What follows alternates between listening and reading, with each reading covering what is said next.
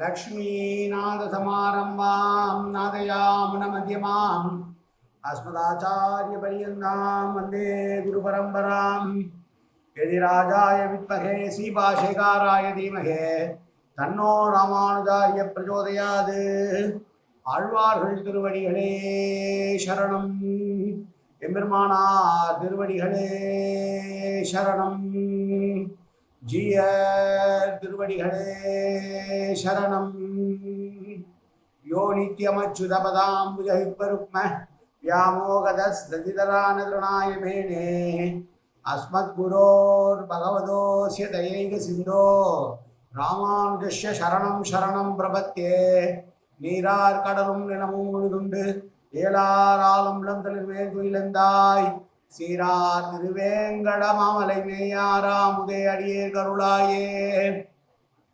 எல்லாம் அல்ல ஏழுமலையான் பெருங்கருணையால் 4000 திவ்ய பிரபந்த பாசுர பதிவேற்றனின் வரிசையில் இன்றைக்கு 2169வது நாள் பாசுர பதிவேற்று. திருமங்கையாழ்வாரருடைய பெரிய திருமொழியிலே 8ஆம் பத்திலே வரக்கூடிய 2ஆம் திருமொழியினுடைய 8வது பாசுரம் 718வது பெரிய திருமொழி பாசுரம். திருக்கண்ணபுரம் என்கிற திவ்யதேசத்தை 100 பாசுரங்களால் மங்களாசாசனம் செய்திருக்கிறார் ஆழ்வார். அதிலே இது 18வது பாசுரம். தாயினுடைய தன்மையினால் தன் மகளின் நிலையை பற்றி பேசுகிறார். ஏ பரம்பொருளே, அரசர்க்கெல்லாம் அரசனே, நீ இப்படி செய்யலாகுமோ? காவலனே கொள்ளையடித்தால் ஜனங்க எங்க போவாங்கன்னு நம்ம கேட்குறோம்ல. அரசனே தப்பு செய்தா ஜனங்க என்ன ஆவாங்கன்னு கேட்குறோம்ல. அந்த மாதிரி ஒரு நிலையில ஆழ்வார் பாடின பாசுரம் இந்த பாசுரம். முதலிலே தனியன் கலையாமி கலித்வம்சம் கவிலோக திவாகரம் யசுகோபி பிரகாசாமி ஆவித்யம் நிகதம் தம. வாழி பரகாலன் வாழி கலிகன்றி வாழி குறையலூர் வாழ்வேந்தன் வாழியரோ மாயோனை வாழ்வழியால் மந்திரங்கள் மங்கையர்கோன் தூயோன் சுரமானவேல். நெஞ்சுக்கு இருள் கடி தீபமடங்கா நெடும்பிறவி நஞ்சுக்கு நல்ல அமுதம் தமிழ் நன்னூல் குறைகள் அஞ்சுக்கு இலக்கிய மாரண சாரம் பரசமய பங்கு கனலின் பொறி பரகாலன் பணுவல்களே. எங்கள் கதியே ராமானுசம்னியே சங்கை கெடுத்தாண்ட தவராசா பொங்கு புகழ் மங்கையர்கோன் இந்த மறையாயிரம் அனைத்தும் தங்கு மனம் நீ எனக்கு தா. மாலை தனிவழியே பறிக்க வேணும் என்று போலி பதிவிருந்த கொற்றவனே, வேலை அனைத்தருளும் கையால் அடியேன் வினையை துணித்தருள வேணும் துணித்து. 718வது பெரிய திருமொழி பாசுரம். தொண்டெல்லாம் நின்னடியே தொழுது உய்யுமாறு கண்டுதான் கண்ணபுரம் கைதொழப் போயினாள். வண்டுலாம் கோதையன் பேதை மணிநிறம் கொண்டுதான் கோய் இன்மை செய்வது தக்கதே. சகல பாகவதர்களும் உன்னுடைய திருவடியையே சேவித்து வாழ்ச்சி பெறுவதை நினைத்து இவளும் திருக்கண்ணபுரத்தை வந்து சேர்ந்தாள். உன்னை சேவிப்பதற்கு வந்தாள்.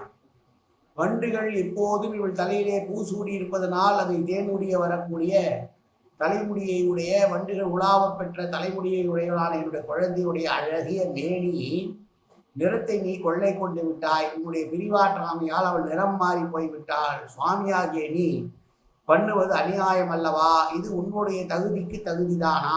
உன்னுடைய நிலைமைக்கு உன்னுடைய பாரதந்திரியத்திற்கு இது தகுதியாகுமா என்று கேட்கிறாள் தாயாக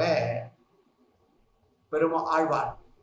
தொண்டு எல்லாம் என்றால் தொண்டர்கள் எல்லோரும் என்று பக்தர்களாயிருப்பவர்கள் அத்தனை பேருமே திருக்கண்ணபுரத் எம்பெருமானை அடிபணிந்தால் என்றால் வாழ்ச்சி பெறுவோம் என்பதை உணர்ந்துதான் இவளும் நான் உன்னை வந்து சேவிக்கிறேன், எனக்கும் வாழ்க்கையிலே உஜ்ஜீவனத்தை கொடு என்பதற்காக வந்தாள்.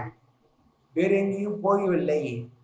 அப்படி வந்தவளை அவளுடைய மேனி நிறம் அழிய செய்து அநீதியானவற்றை செய்வது சர்வேஸ்வரன் என்று பெயர் சுமந்திருப்பாருக்கு தகுமோ என்கிறாள் இந்த திருத்தாய்.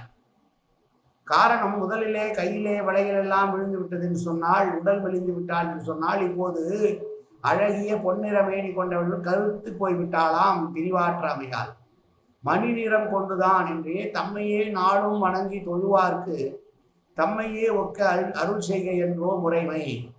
தான் நன்மணி வண்ணனாயிருக்க இவனுடைய மணி நிறத்தை கொள்ளை கொள்ள தகுதி உண்டோ என்பது. கோயின்மை என்பது செய்யத்தக்கதா? ராஜநீதி அல்லாதவர்கள் செய்வதை நீ செய்ய கடவீரோ? இழந்தவற்றை மீட்டுக் கொடுக்க என்றோ அரசர்களின் குறைமை. ராஜாக்களே வழிபறி செய்வது நீதியோ என்கிறாள் தாயாக இந்த பாசுரத்திலே. கோ இன்மை என்றால், கோ என்றால் அரசன், இன்மை என்றால் இல்லாமை.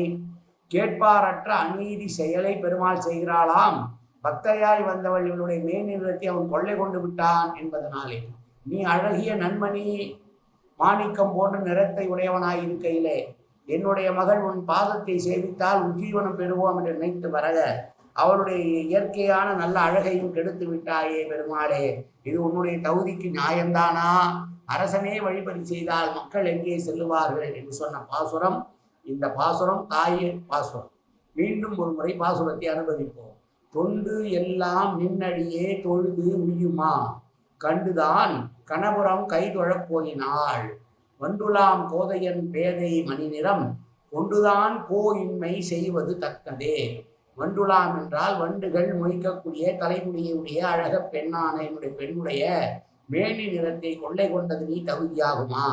அவள் என்ன நம்பிக்கையிலே வந்தால், பாகவதர்கள் எல்லாம் உன்னை தெழுதால் வாழ்ச்சி பெறுகிறார்கள் என்பதனாலே தானே அவள் வந்தாள்.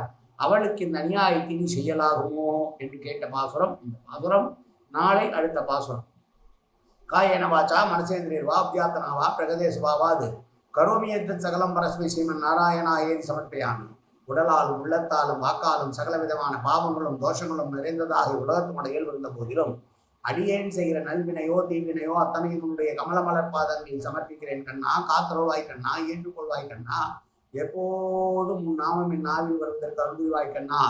சர்வத்திர கோவிந்தநாம சங்கீர்த்தனம். கோவிந்தா கோவிந்தா கோவிந்தா கோவிந்தா கோவிந்தா கோவிந்தா கோவிந்தா கோவிந்தா கோவிந்தா.